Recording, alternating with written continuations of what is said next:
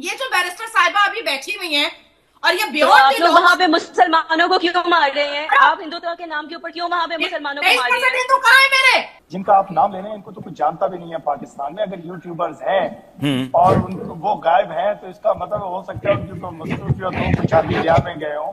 इस चीज पे है कि ये जो एक खबर बेबुनियाद खबर है फांसी वाली, ये फांसी वाली खबर सिर्फ एक थंबनेल बनाया। मैं समझता हूं मुजफ्फर अली, मैंने इसीलिए कहा कि ये खबर जो है इसकी पुष्टि नहीं की जा सकती है और जब कभी कोई ऐसा कहता है तो वो नासमझी है, बहुत बड़ी नासमझी। एक बार और शोएब चौधरी को अरेस्ट वगैरह किया गया था और काफी दिन तक उसको किसी गुफा में रखा गया था। उसके बाद फिर वो आया था, फिर उसने मेरे साथ इंटरव्यूज काफी सारे किए थे। भारत और FIA ने बिल्कुल उनको नोटिस दिए कि कुछ ऐसी चीजें होती हैं जो आपके FIA के एम्बिट में आती है, जिसमें साइबर क्राइम के एम्बिट में आती है। उसमें हम कुछ ऐसे मौजू होते हैं जिनको टच कर सकते हैं, जिनके ऊपर हम बात बहैसियत पाकिस्तान की आवाम होने के नाते भी कुछ ऐसे सेंसिटिव टॉपिक्स हैं जिनके ऊपर हम खुद बात नहीं कर सकते, हम पे भी पाबंदी लगाई जाती है। तो जाहिर सी बात है जब हमने कुछ ऐसे मौजू हैं कि हमने देखना है कि उसमें हमारी नेशनल सिक्योरिटी, पब्लिक स्क्रूटनी और पब्लिक पॉलिसी के अगेंस्ट वो टॉपिक्स ना जाएं। और अगर बार अमृता, आप तो वकील हैं, मैं सिर्फ जानना ये चाहता हूं कि एक आदमी के बोलने का हक बड़ा है या उसकी जिंदगी बड़ी है। जय हिंद दोस्तों, आप सभी जानते हैं कि काफी समय से पाकिस्तानी यूट्यूबर्स शोएब चौधरी, सना अमजद, नैला, शैला ये सब दिखाई नहीं दे रहे हैं, इनके वीडियोस नहीं आ रहे हैं। दोस्तों इसके ऊपर काफी बहस हो रही है कि क्या इनको फांसी दे दी गई है या फिर इनको गिरफ्तार किया गया है। कई लोगों ने यह भी कहा कि एनकाउंटर में इनको ठोक दिया है। आप इस वीडियो में देखेंगे पाकिस्तानी पत्रकारों से नाजिया इलाही खान बातचीत कर रही है। और आप बोलने पर ऐसी पाबंदी, वो क्या बोलते रहते हैं? वो कहते हैं कि मेरे मुल्क में इंटरवेंशन करना चाहूँ। इस बात के ऊपर मैं बिल्कुल इंटरवेंशन करना चाहूँ। शर्म आनी चाहिए कि ये बैरिस्टर होकर के इतनी गंद बात यहाँ पर कर रही है बैठ करके कि अगर किसी देश के प्रधानमंत्री की तारीफ, अगर किसी देश के प्रधानमंत्री की तारीफ कोई यूट्यूबर कर रहा है पाकिस्तान से तो उसको फांसी के फंदे पे चढ़ाया जाएगा। ये बैरिस्टर है आप? कौन से कानून की किताब आप पढ़ करके आई हैं? कौन सा कानून आपने पढ़ा है? नाजिया में अमृता की बात पूरी कर लेने देते हैं, क्योंकि ये बहुत ही ऐतराज की बात है कि एक मुल्क के भीतर कोई भी आदमी ऐसा, वो क्या कह रहे हैं दोनों मैं अपने दर्शकों के साथ कहना चाहता हूँ। आपके पास दो चीजें होती हैं। देखिए ये यहाँ पे चीखने चिल्लाने से बेबुनियाद बात करिएगा तो चीखा और चिल्लाया दोनों जाएगा कि खवातीनों को सिर्फ बोलने और चीखने के अलावा ना जरा कम ही चीजें आप बोलिए। जब आप ये बात करते हैं कि आप जब आप बात करते हैं नेशनल सिक्योरिटी की, जब आप बात करते हैं public policy, freedom of speech वहां पे हिंडन होता है, जब आप हिंडन वहां पे भी होती है तो फिर उसके बाद वहां पे आप अमृता एक मिनट मैं आपको रोकना चाहता हूं। मुझे लगता है कि आपने उनके कंटेंट को ना देखा है ना कभी आपने सुना है। वो कभी भी आपके नेशनल सिक्योरिटी को लेकर के कुछ ऐसा नहीं कहते थे। वो अपने मुल्क के बारे में कहते थे कि मेरे मुल्क की बेहतरी इसमें है कि वो हिंदुस्तान के रास्ते पर चले। हिंदुस्तान के मुल्क के वजीर आजम जिस तरीके से अपने देश को आगे ले जा रहे हैं, मेरे देश का वजीर आजम भ्रष्टाचार में डूबा हुआ रहता है। मेरे यहाँ की मिलिट्री जो इंतजामिया है वो हुकूमत पर हावी रहती है। आप देखिए इंडिया को कि उसकी जो मिलिट्री है वो डेमोक्रेटिक जो गवर्नमेंट है उसके तहत काम करती है। जो आपके यहाँ उल्टा पुल्टा उल्टा सीधा है, यह सब कुछ दिखा देना, आईना दिखा देना, क्या गलत है? पत्रकार क्या करेगा? वो बिल्कुल गलत नहीं है। You are absolutely right, you are absolutely right. बिल्कुल वो गलत नहीं है। वो हम लोग भी बात करते हैं, हम उस पर लिखते भी हैं, हम उस पर एतराजात भी उठाते हैं, हम उसके ऊपर भी हम लोग भी बात करते हैं। लेकिन आप ये देखिए कि किस कॉन्टेक्स्ट में, किस लहजे में, किस तरीके से किसको क्रिटिसाइज किया जाता है और पर्सनल वेंडेटा नहीं निकाला जाता, उस पर फर्क होता है। देखिए यहाँ पे मैं बात अगर करती हूँ, मैं किसी एक बंदे के ऊपर बात नहीं कर रही हूँ। ये बैरिस्टर नहीं मुझे लग रही है, ये कोर्ट की कहीं कोई कर्मचारी लग रही है मुझे। आप प्लीज मुझे इंटरवेंशन करने दीजिए, क्योंकि आप इंटरवेंशन कर लीजिए। मैं चुप हो जाती हूँ, आप बोल रहे हैं, आपने बात मुकम्मल मेरी पहले भी नहीं करने दी। नाजिया आप अपनी बात रख लीजिए ताकि मैं अमृता से बात कर पाऊं और मुजफ्फर अली से भी बात कर पाऊं। देखिए सर, मुजफ्फर चौधरी हो, अनम शेख हो, निमरा हो, शोएब चौधरी हो या सना अमजद हो, इन्होंने हमेशा भारत की तारीफ करके पाकिस्तान के युवाओं को जागरूक करने की कोशिश की है। शोएब चौधरी तो जब अबू धाबी में 27 एकड़ की भव्य मंदिर की प्राण प्रतिष्ठा हुई थी तो वो उसमें भी गया था कि इतने पाक मुकद्दस जहां पर मक्का मुअज़्ज़मा और मदीना मुनव्वरा है, जब वहां पर भव्य मंदिर बन सकती है तो फिर पाकिस्तान में हिंदुओं पर यह अत्याचार क्यों हो रहा है? हिंदुओं को सिंध प्रोवांस में, बलोच में यहाँ पर क्यों मारा और बैठी हुई हैं और ये तो बेहोश आप लोग वहां पे मुसलमानों को क्यों मार रहे हैं? आप हिंदुत्व के नाम के ऊपर क्यों वहां पे मुसलमानों को मार रहे 23% हैं? हिंदू कहाँ है मेरे पाकिस्तान के 23% हिंदू लाके दो मुझे। मेरे वहां पे 70% मुसलमान कहाँ हैं? उनको क्यों मारते हो आप लोग? उनके बारे में बताओ ना, उनके बारे के ऊपर बात बोलो। जो आप लोगों ने हिंदुत्व वहां पे प्रोग्राम चलाया हुआ है, मुझे आप चाहिए लोगों के अंदर अमिता, ऊंची आवाज करने से आपको लगता है एक- आप बात ज्यादा बेहतर कन्वे कर रही है। एक नहीं नाजिया, एक मिनट रुकिएगा। अमृता, आपको शायद हिंदुस्तान के मुसलमानों के बारे में कम जानकारी है। मुझे लगता है कि हमारे यहाँ के मुसलमानों की तादाद लगातार बेहतर हुई है। वो जिन हालात में हैं, बराबरी का, हमारे यहाँ हर सिटीजन के पास बराबरी का अधिकार है। मेरे यहाँ उस तरह के हालात नहीं है कि एक 15% की जो 15% की जो आबादी थी वो 1.5% भी नहीं बची है। मैं उस पर नहीं जा रहा हूँ। देखिए, मैं अपने डिबेट को दाएं बाएं नहीं करना चाहता हूं। मैं सीधा एक सवाल आपसे है कि इस देश के, आपके मुल्क के दो ऐसे पत्रकार जो आपके देश के लोगों के हवाले से ही अपनी बात रख रहे थे, वो अपनी बात नहीं रखते थे। वो बाजार में, शहर में, नुक्कड़ पर, चौराहों पर जाकर के लोगों की राय लेते थे।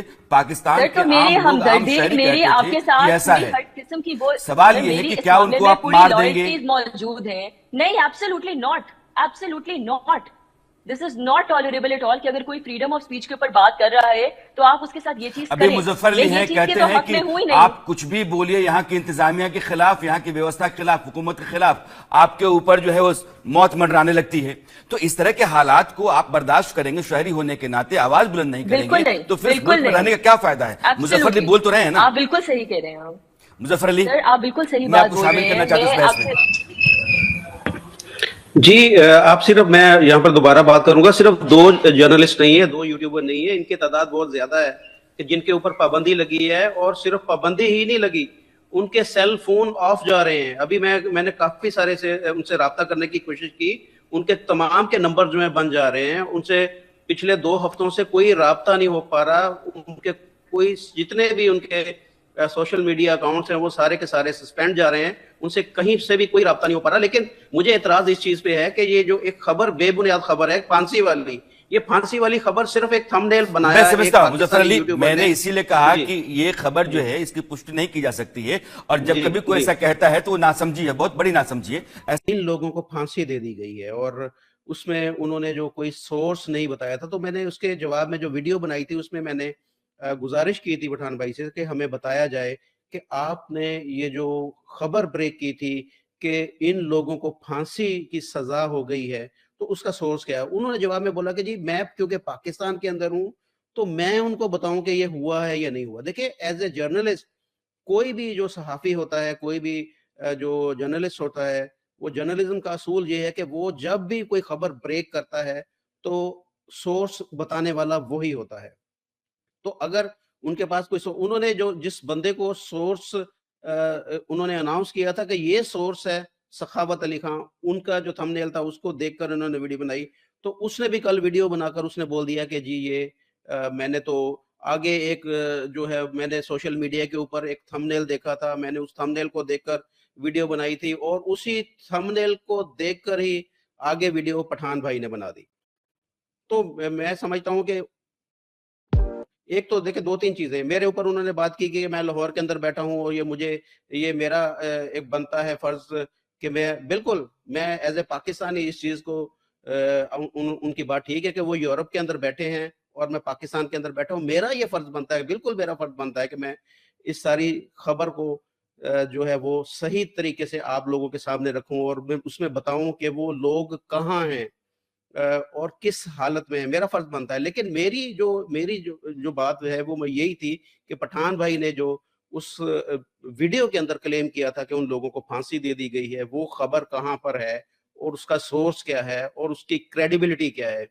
तो वो उस चीज को गोलमोल करके ऊपर मेरे ऊपर ही उन्होंने, पठान भाई ने अटैक कर दिया कि नहीं तुम पाकिस्तान के अंदर हो, तुम इस चीज को बताओ। तो देखिए, मैं तो उस चीज को डिनाई कर रहा हूँ कि उन लोगों को फांसी की सजा नहीं हुई, सीधी सी बात है। क्योंकि फांसी की सजा का एक, अगर कोई यहाँ पर कुछ, मैं एक्चुअली कुछ किसी लायर को नहीं इनवाइट कर सकता, लेकिन मशवरा मैंने किया, मैंने लोगों से पूछा है कि क्या ये पॉसिबल है कि कुछ लोगों को ट्रायल किए बगैर ही उनको फांसी की सजा सुना दी जाए।